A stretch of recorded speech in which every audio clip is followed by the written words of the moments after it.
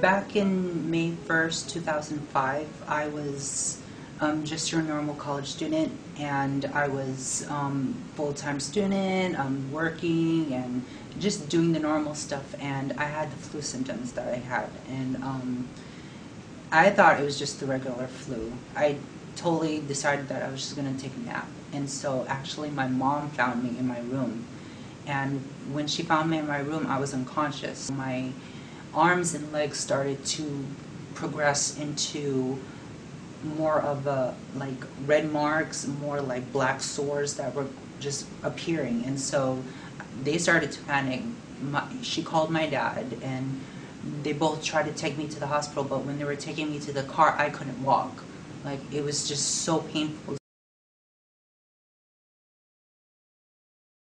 I'm like, where am I? Like, where's my mom and dad? Like, I panicked, and I was also like, what's going on? Like, I just had the flu.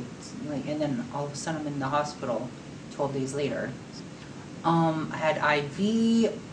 My hands were black. They were like charcoal black. You can literally, someone took a marker and just wrote on my arms, and my feet and up to, I would say, 6 inches below my knee were black, and they were swollen, and I couldn't feel anything around my hands.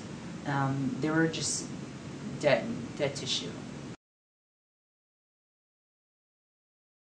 My doctor said, do you want to make the decision, or do you want your dad to make the decision whether or not you want to amputate?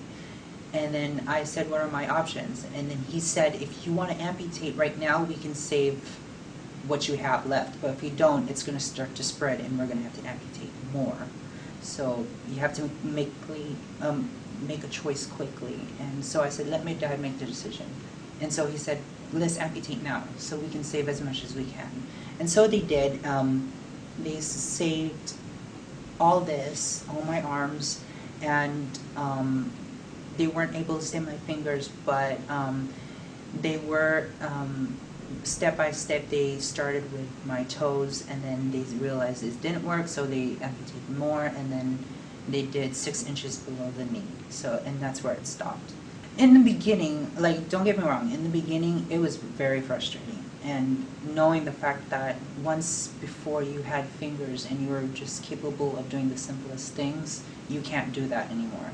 I take it day by day, making sure that, okay, you know, sometimes you can't pick up that quarter, but you know, you can always figure out how to pick it up.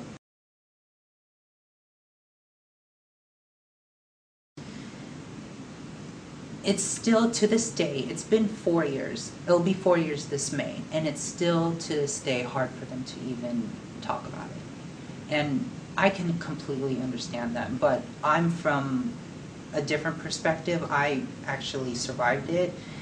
I don't know how their part in looking at it was, but till this day, they still can't talk about it, because it's just too hard to think that, you know, you outlive your children, you know, so they don't even want to discuss it sometimes. Do you think that they feel like they could have done something different?